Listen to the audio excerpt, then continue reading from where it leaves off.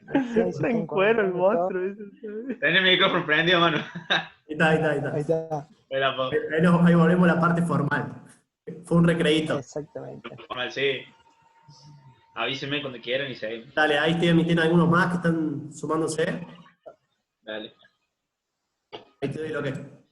Me parece, puede ser recién cuando dije lo de los factores de la esguince de tobillo, cuando hablé de contacto hice un poco de lío, por decir. ¿Sí? ¿Querés volver a explicar? Cosa, Explicar de nuevo. lo explico vuelta. Me parece que me fui un poco, me empecé a hablar medio rápido y... Explicar, Cuando quieras, nuevo. dale, Dale nomás. Bueno, Que están lo todos. que hablaba recién en cuanto a la esguince de tobillo, de diferencia de los deportes con contacto y sin contacto, es que el sin contacto los factores son más controlables. Eso es lo que quería llevar. Y los con contacto son menos controlables por una cuestión de que se dan otras cosas dentro del ámbito del juego. Después tenemos las lumbalgias, que bueno, el dolor, todo lo que hablamos de las algias son inflamación y dolor según las zonas, se le da la entidad. La lumbalgia en dolor en la zona lumbar generalmente se puede dar por lo que hablábamos antes, cuando hablamos de de la falta de movilidad de cadera y lo compensamos mediante la rotación de la zona lumbar. Se puede dar compresiones a nivel de los discos vertebrales y a su vez también carga a nivel muscular. Tendinopatías a nivel de la muñeca. Tenemos, por acá pasa el túnel carpiano, o sea, todos los músculos que vienen de acá para la mano, para lo que es la fuerza de agarre y demás, pasan por la muñeca. Desgarro del gemelo interno. Sí. La tendinopatía es la famosa tendinitis, ¿no es cierto? Claro. Hoy en día se habla más de tendinopatía por una cuestión de, porque antes era tendinitis, tendinosis, entesitis, o sea, según de dónde se inicia, cuál era su etiología, de dónde venía, de dónde, si era una inflamación crónica, si era agudo, se le daba diferentes nombres. Hoy se habla de tendinopatía, porque es algo bastante complejo, ¿no? Desgarro del gemelo interno, estamos hablando de un deporte que requiere mucha reacción y tiene muchos cambios de ritmo, y ahí es donde empieza a actuar más el gemelo interno y se genera una sobrecarga del mismo y nos lleva a un desgarro si no estamos bien entrenados. Pubalgia, otra entidad que hablamos, son los dolores y inflamación que se dan a nivel del pubis, que es algo muy complejo y puede ser muy, muy variable por lo que sea el pubalgia. Puede ser por tendinopatía de aductores, de los músculos abdominales, problemas estructurales, entonces desbalances, o sea, hay un montón de cosas. Patologías del tendón de Aquiles, por lo mismo que decíamos recién de que es un deporte muy, muy reactivo. Tendinopatías rotulianas, sobre todo se saben dar por el impacto y también entonces ahí ya entra otra cosa a tener en cuenta en la zapatilla en cuanto a la amortiguación. Vienen con cámaras de aire y algunos que son sin cámara de aire, el tema de la cámara de aire, que se te pinchó y murió zapatilla. Es el problema en cuanto a costo. Tendinopatía, bueno, las tendinopatías rotulianas también por las desaceleraciones, sobre todo también en la carga, desgarro abdominal y luxaciones a nivel del hombro, lo llamaba. Entonces, ¿qué vemos acá en todas estas lesiones? Que son lesiones que no son dentro de todo accidentales, sino que se dan más por una, la prevalencia se da por el sobreuso. Por el sobreuso, la mala administración de la carga a la hora del entrenamiento, o la falta de entrenamiento, quizá asume que no nos movemos y queremos ir a jugar al mismo ritmo que jugábamos antes, que venimos entrenando todos los días. Entonces, ahí es otro a tener en cuenta. Entonces, el trabajo preventivo, acá nos deberíamos orientar, sobre todo, a lesiones por sobreuso, por lo primero. Eso va a pasar cuando salgamos de la cuarentena. Claro, hay que ir con una progresión, pero hay que entrenar en la casa también. Muy importante eso, seguir entrenando desde la casa. Y, ¿qué más? Algo para tener en cuenta también, que nos puse acá, las diferentes, identificar las lesiones musculares. A nivel muscular se pueden dar diferentes lesiones, la más leve, vamos a llamar, son los DOMS, que es el dolor muscular de origen tardío, que es el que te aparece cuando te sobrecargas o cuando hace mucho tiempo que no te mueves y te empezás a mover de vuelta. Eso es una molestia que te aparece dentro de los 24 a 48 horas y puede durar de 4 días. En cuanto a esto, es importante que hay que bajar la carga nomás, que no quiere decir no estar en movimiento y ponerse en reposo, sino que bajarle la carga y se puede seguir en movimiento. A diferencia, ya si hablamos, algún desgarro. ¿Me explico? Tenemos desgarro de diferentes, puede ser leve, grave, o se dice en grado 1, 2, 3, hay un montón de clasificaciones. Ya acá ya es diferente, las cargas por ahí se manejan ya después en base a la rehabilitación, ¿no? Y seguramente va a sentir esa impotencia funcional de no poder seguir realizando la práctica deportiva si tenemos un desgarro que sea importante. Entonces, ¿qué podemos hacer nosotros ante la presencia de una lesión? ¿Qué podemos llegar a hacer? Bueno, acá puse algo. Lo que podemos hacer en una primera instancia es, hay varias siglas que se toman. Primero fue el RICE, después el PRICE, después el POLICE, ahora se habla Peace and Love, un montón de siglas. Recomendación: hielo, compresión, hacerse un vendaje compresivo según la zona que sea. Se puede hacer un vendaje también que sea como con la venda de varices, que es una venda elástica, un vendaje que vaya de distal, o sea, por ejemplo, si algo en el tobillo, que vaya desde el pie hacia arriba. Y después tenemos también la elevación. La elevación tiene que ser más o menos unos 20 centímetros por encima del nivel del corazón. Ahí nos vamos a tener que acostar, ¿no? Ale, te consulto. Sí. Cuando aparece una lesión, estamos refiriéndonos cuando aparece una lesión, digamos, donde involucra alguna articulación, ¿siempre estas medidas? Sí, estamos hablando ante una lesión. O sea, el primer mecanismo que va a tomar el cuerpo ante una lesión va a aparecer lo que sería en primera instancia la inflamación. Bien. Entonces, se nos va, por ejemplo, que sea el tobillo, rodilla, lo que sea, se nos va a inflamar porque es un mecanismo que va a tomar el cuerpo para poder preparar el tejido para que sane. ¿Explico? Sí. Entonces, ¿qué pasa? La lesión, la inflamación es algo necesario. Es necesario que tenga inflamación porque nos va a preparar el tejido. Entonces acá entra en lo posible, si se puede, no tomar antiinflamatorios. Los AINES es algo que nosotros lo tenemos todo a nuestro alcance. Realmente en nuestras casas todos tienen.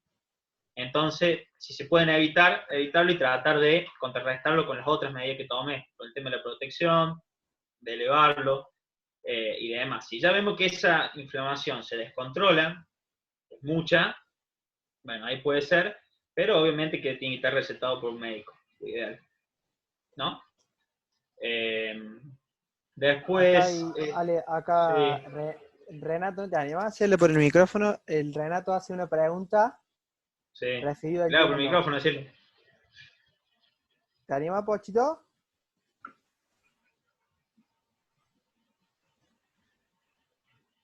No sé, Lucho, si vos viste que liberó el micrófono o no lo tiene. No tiene los auriculares, Lo me estaba acaba de buscando. poner acá. Me pregunta el Pochito, el Renato, ¿hielo Está sí o muy sí? buena pregunta. Sí, muy buena pregunta. El hielo se utiliza más para lo que sería el dolor.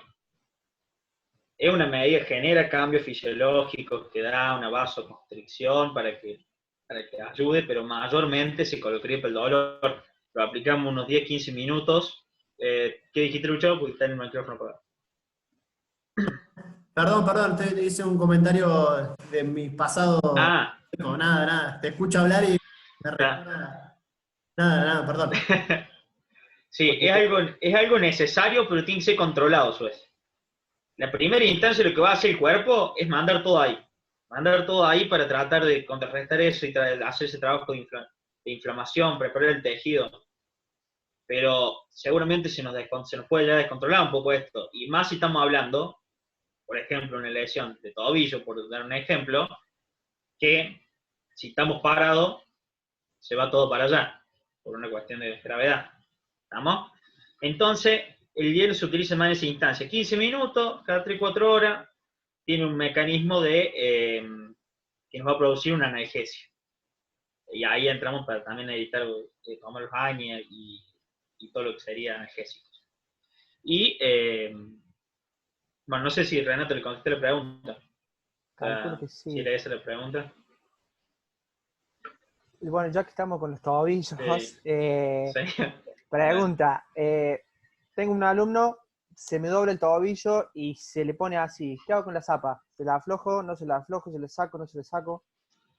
La No inflamación se tengo va a hielo. dar igual. Y no tengo hielo. Claro.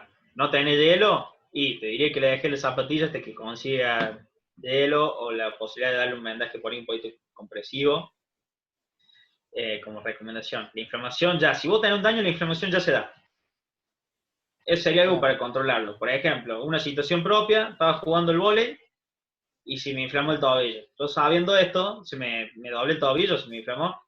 Sabiendo esto, como tenía que volverme solo a mi casa, no me saqué la zapatilla porque sabía que ahí nomás iba a ir todavía. Me fui a mi casa y cuando llegué a mi casa recién me la saqué, por decirte. Ya. Pero es algo que sea instantáneo, más estamos hablando de una lesión grave.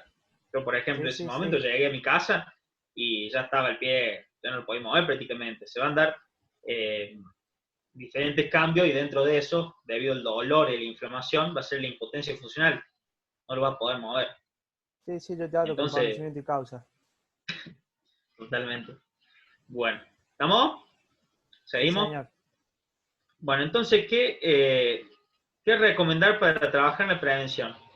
Yo voy a hacer una aclaración acá. Yo no voy a dar ningún tipo de receta, por así decir, para una lesión, sino que son aspectos a tener en cuenta que se deberían trabajar todo aquel que realiza deporte. Por ejemplo, y sobre todo en el tenis, la movilidad del hombro, la movilidad articular, de todo el complejo articular, parte ya también desde la columna torácica, el movimiento de la columna torácica, como también de todo lo que es el complejo articular del hombro. Trabajar esto, yo lo he visto a los chicos por ahí trabajar en el jockey y vi que lo hacen, es muy bueno. Pero que no quede solamente en el entrenamiento, sino que si vamos a jugar con nuestros amigos el fin de semana, tomate 15 minutos antes, llega 15 minutos antes y hacete un trabajito de movilidad para prepararnos a lo que vamos a estar sometidos, ¿no? A lo que vamos a ir a hacer. La movilidad de cadera, sí. Antes de que continúe acá, Eli hace una pregunta. ¿Qué opinas del MEP? Bueno, es una buena herramienta desde el lado de la fisioterapia. Es muy buena herramienta por una cuestión de por ahí la analgesia y que te permite avanzar a la parte activa. De ese lado lo veo. Como punto de vista del MEP. O sea, que algo me gusta más sobre todo del lado de la analgesia y que te permite llevarlo a la parte más activa de la rehabilitación del paciente. En cuanto a lo que he visto, me ha tocado ver a mí.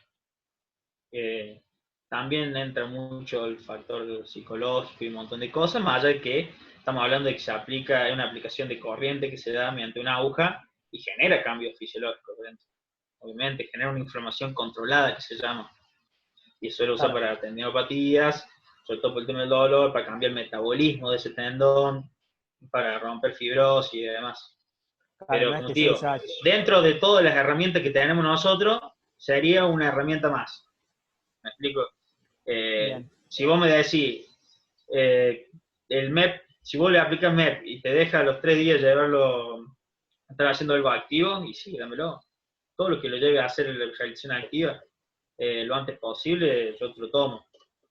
¿Me explico? Bien, pero tampoco digamos que se usa, che, Ale, me doble el tobillo, haceme el MEP. Claro, no es tampoco una varita mágica. Yo lo Claro. veo así. Es una opinión personal. Es una opinión O personal. tampoco, digamos que tampoco se aplica ante la mínima lesión.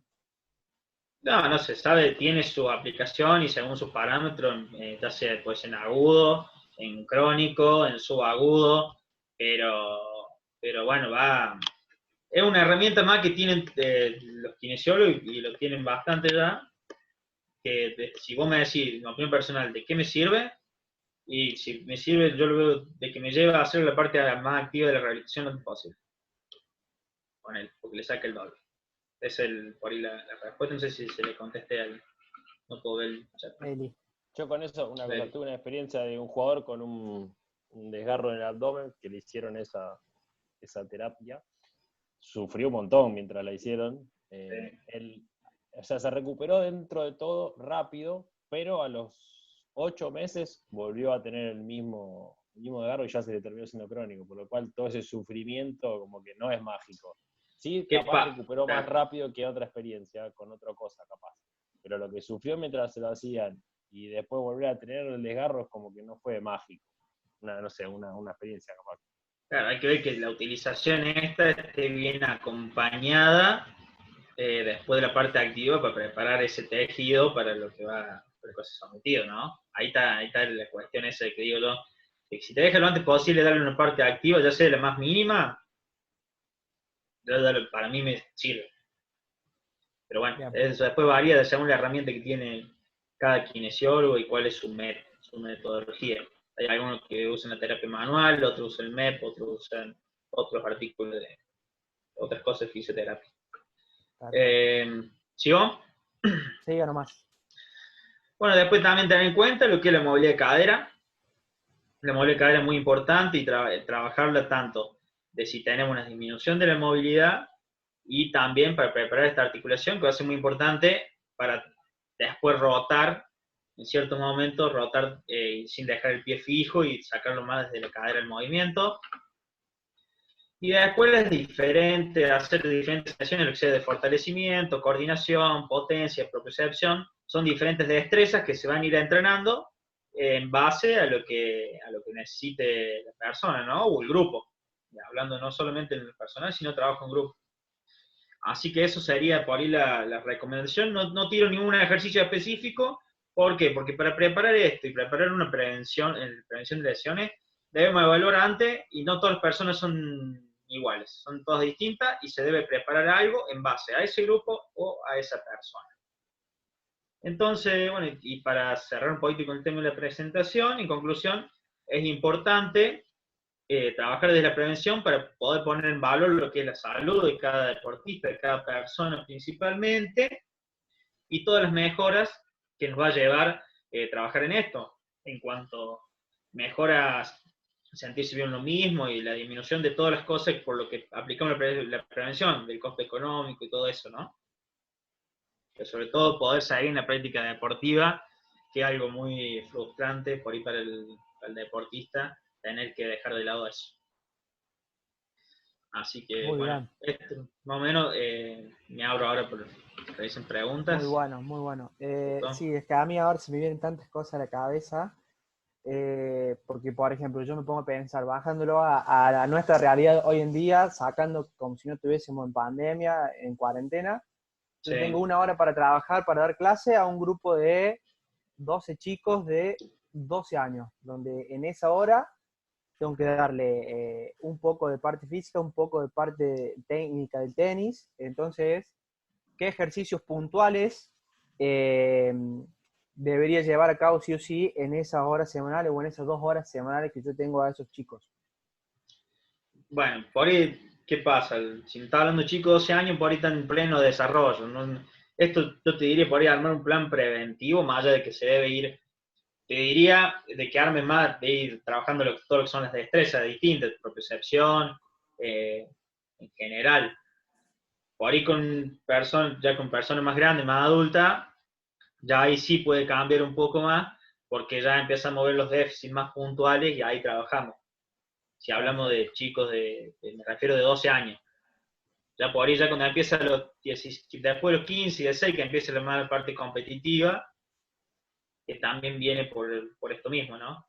Más allá que se encuentran todavía en desarrollo, pero ya es distinto, ya tenemos mayor coordinación, ya hay otras cosas a tener en cuenta. Sí, otra maduración ya desde el alumno, desde la persona, ¿no? Totalmente. No sé si hay algunas preguntas. Ale, a mí me gustaría preguntarte, lo hablamos un poquito más temprano, pero me gustaría por ahí, el resto, ¿cuál es tu opinión por ahí con respecto a la flexibilidad dinámica, que por ahí nosotros como escuela le damos mucha importancia, la movilidad dinámica, la flexibilidad dinámica? ¿Cuál es tu opinión desde tu área? Claro, es muy bueno trabajar la movilidad, pero que sea una movilidad activa desde mi punto de vista, más allá que a veces necesita de la movilidad pasiva para generar cambios, estiramiento a nivel del...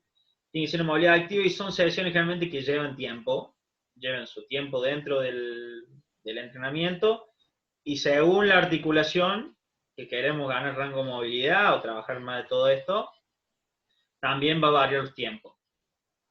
Entonces es algo muy importante, ¿por qué? Porque si nosotros, por ejemplo, una persona que tiene una flexión de cadera. Tenemos una flexión de cadera que llega a 90 grados y estamos en plena competencia y por una situación de juego se va a 100 grados. El cuerpo lo va a tomar como algo anormal. Entonces lo primero que va a hacer es un mecanismo de defensa. Se va a tomar, por ejemplo, el isquiotibial. ¿No? ¿Por qué? Porque ese isquiotibial, a nivel central, no reconoce que trabaja en ese movimiento, en ese rango de movimiento. ¿Me explico? Entonces es bueno trabajarlo, pero por ahí sobre todo activo. Una movilidad, una flexibilidad activa. ¿Respondo a tu pregunta? Sí, escuchaste, negrito troncoso, ¿no? Tenemos que meter más movilidad activa. Morir, ¿eh? Sí nos pasa mucho, como decía Tevi por ahí en clase, en una hora, meter tantos conceptos es tan complicado. Sí. Por ahí lo que siempre buscamos es esto, de que hagan previo ellos, ¿viste? 10 minutos antes de clase, movilidad, banda. Sí. Darle las herramientas para que lo hagan. También por ahí es bueno también tener una bandita elástica propia, un foam roller, que nos va a servir para después el tema del dolor muscular. También se saben tomar dentro de lo que es cuando se entrena flexibilidad, la utilización del foam roller antes. El tema del foam roller, si lo utilizamos antes, el tema es que tendría que ser más al final de la sesión de trabajo. Por una cuestión de que genera un colapso a nivel de los receptores todos nerviosos y vamos a perder un poquito de la noción de proprioceptiva, ¿no? Entonces ya tenemos más riesgo por ir de tener alguna lesión. Bien, Ale, acá tengo una pregunta que ahora no se anima a hablar. Tu futuro colega, el Manu, pregunta, dice, si no sería mejor empezar a trabajar la prevención de lesiones a edades tempranas.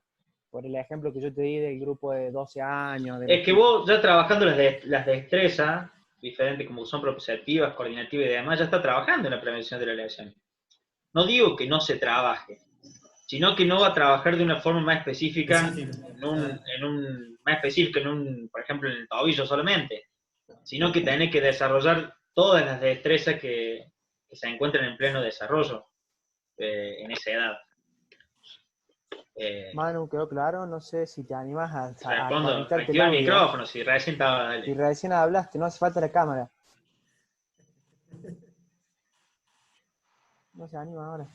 Se anima a hablar. Ahí está. Perfecto, sí. Ale, perfecto, gracias. Bueno. ¿Alguna otra consulta que se dé? Vale. Hay alguna pregunta. Dale, hola, Ale. Sí. Mi estado es, o sea, yo ya tengo un par de años, creo que debo ser uno de los más viejitos. ¿La bicicleta crees que es suficiente? Por ahí yo aplico esa, o sea, un ratito antes de ir a la cancha, trato de hacer un precalentamiento cortito, es más, hasta viste, me propongo ir en bicicleta como para agregarle un ratito más también, ¿no? 2 o 3 cuadras, negro, ¿no? Sí, viste, los pueblos son chicos.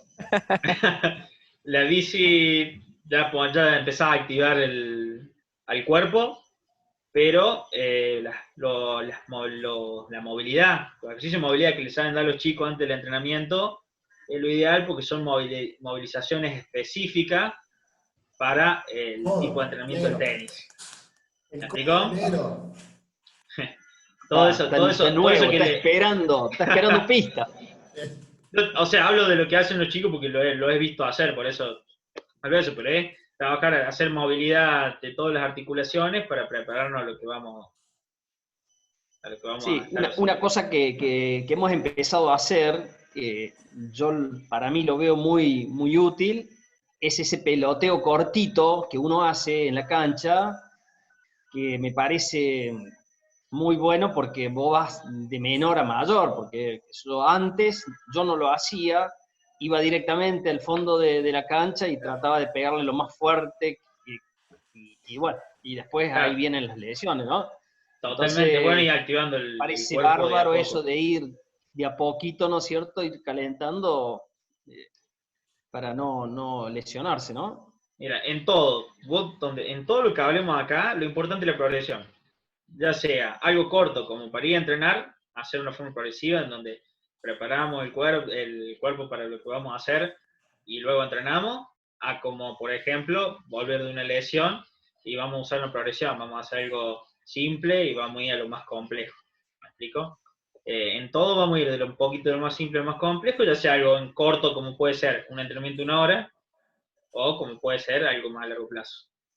Muy bien, perfecto. Ahí Leo también te quería hacer otra pregunta, Sí, Leo. Ale. Dale, gracias. Sí, ahora que hablas todo esto de la entrada en carry y todo, viste que hay toda una discusión con el tema de la elongación, que no es tan buena, hay muchas versiones que dicen que no es tan buena porque te saca fuerza después en el músculo, o sea, levantás un partido, si elongás demasiado, no lo de flexibilidad, sino de elongación.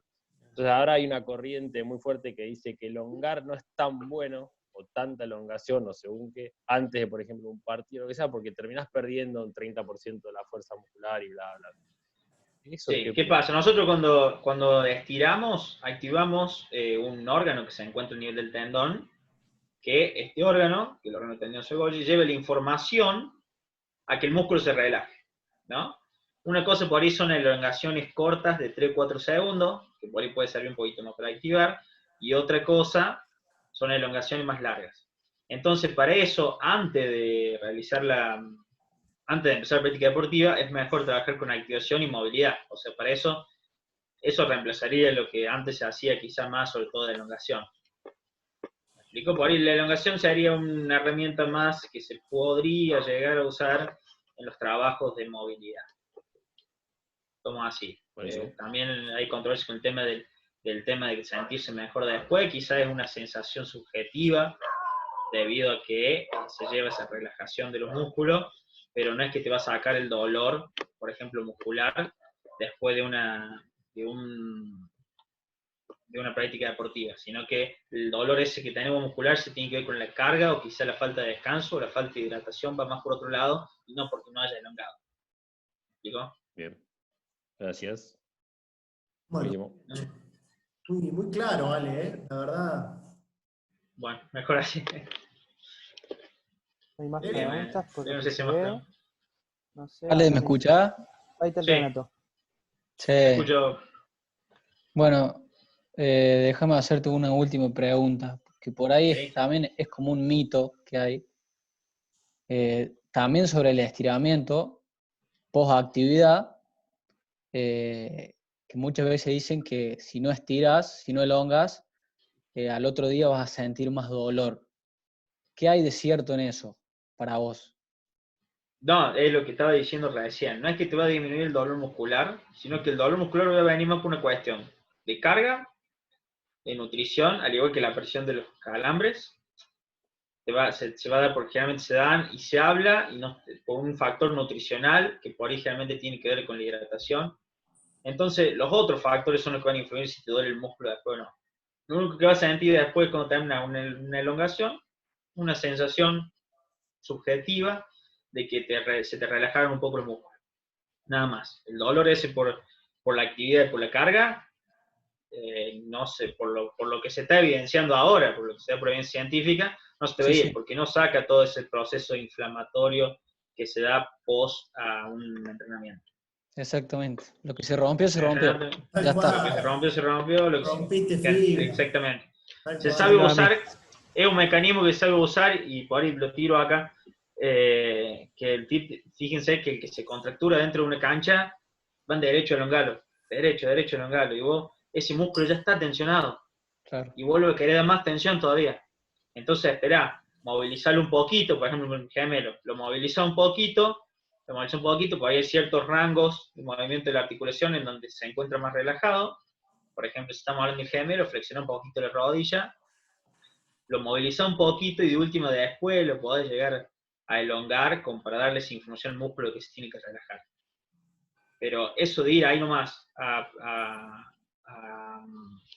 ponerlo en tensión para que se relaje, o se vuelve ya está en tensión y está dando más tensión todavía. ¿Me explico? Manu, ¿quería decir algo? Sí, tengo una pregunta con respecto a esto.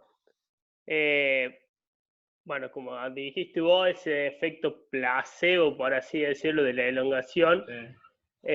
Bueno, hoy en día se usa mucho lo que es la liberación miofacial, lo que es el famoso rolito, O bueno, hay diferentes formas. ¿Qué opinas sobre eso?